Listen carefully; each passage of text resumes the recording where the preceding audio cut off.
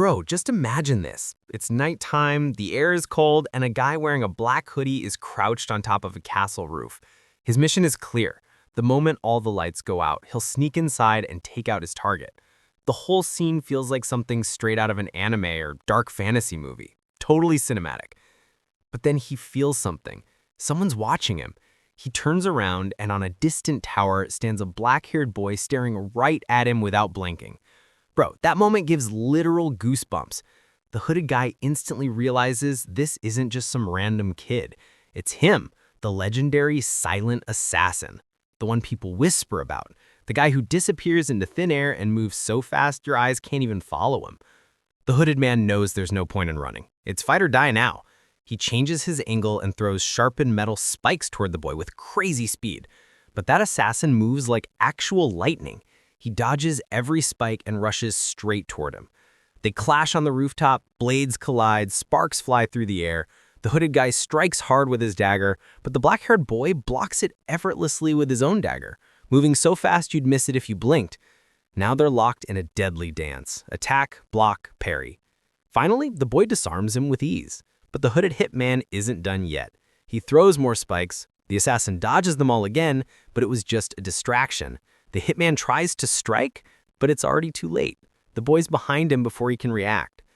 The hooded man starts to panic, realizing the power difference is huge. He uses every trick, every move, even a hidden blade in his shoe.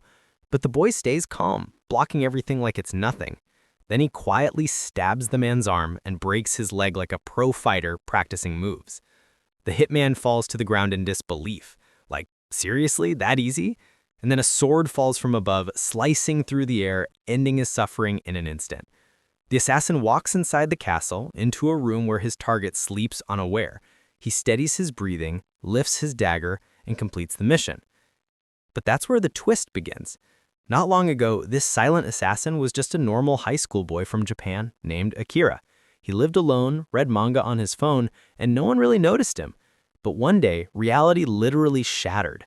The whole class was sucked into a strange magic circle, and suddenly, poof, they were in another world. Everyone freaked out. Some thought it was a dream, others thought it was a prank. But then an old mage appeared in robes and said, "The Royal Majesty would like to meet you." Everyone was confused, like, "Royal what? Whose Majesty?" And then the king himself arrived with his princess. He welcomed them and explained that they had been summoned through a special magic ritual. The king said his kingdom was in danger. Demons were about to attack, and only a hero from another world had the power to defeat the demon lord.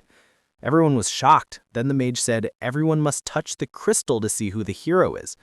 An excited boy went first, placed his hand on the crystal, and boom, his status appeared. Animal trainer. He looked a little disappointed, but the mage smiled and said, "Don't worry, your stats are way higher than normal humans." And that's where Akira's unbelievable journey began, from being an introverted boy to becoming the world's deadliest assassin. As each student touched the crystal, their roles appeared. Mage, knight, healer, the whole hall filled with excitement.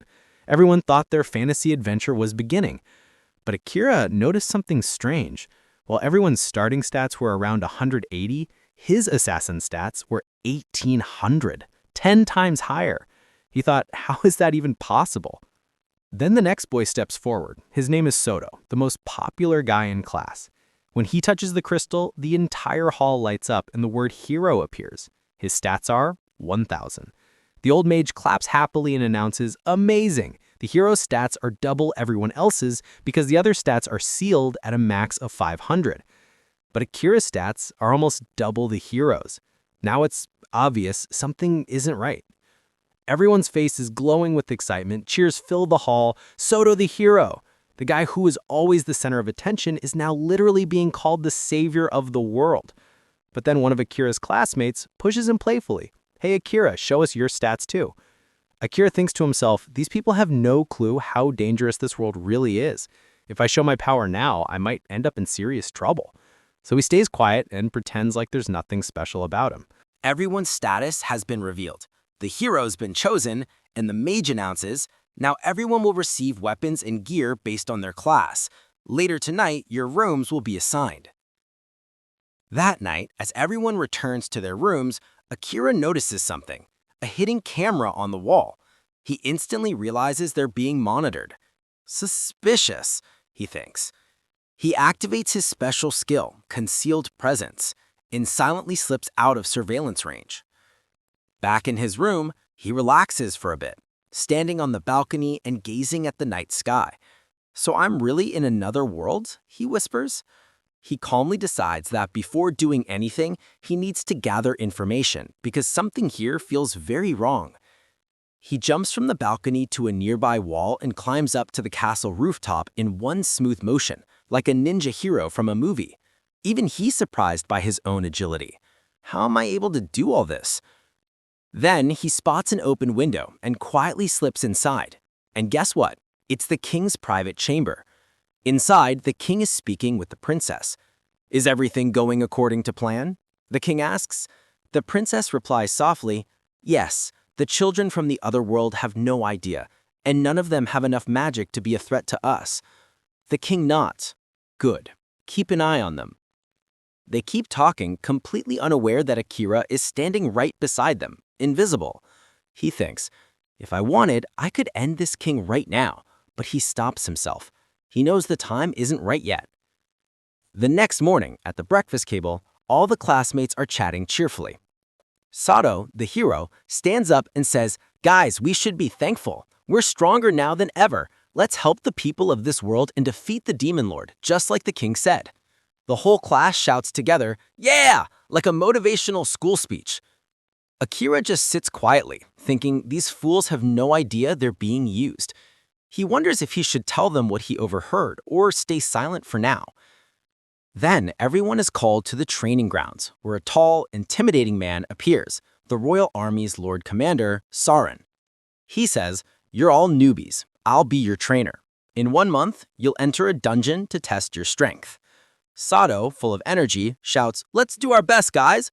Everyone cheers, again, like it's some kind of circus. Akira hides his presence once more and observes from a distance. But suddenly, he feels it. Someone's following him. He turns around, and it's Sarin. Sarin leaves the rest of the class with his lieutenant, Gil, and walks toward Akira. Akira becomes alert. Did my concealment skills stop working? Sarin smiles lightly. "Relax, your ability's still active. I can just see you because I have mystical eyesight, which detects temperature differences. Basically, I'm a walking thermal camera." Akira tenses up, his hand instinctively moving toward his blade. "So are you here to start trouble?" Sarin calmly replies, "No, relax. I won't expose you to the king or the princess." Akira narrows his eyes, suspicious. "Then whose side are you on?" Sarin smirks and says, "It's not that simple, Akira. Things here aren't as straightforward as they look." Akira can tell he's not lying. He relaxes slightly and says, "I need to go to the library. I need as much information about this world as I can find." Leave 200 comments if you want the next part, and thank you so much for watching.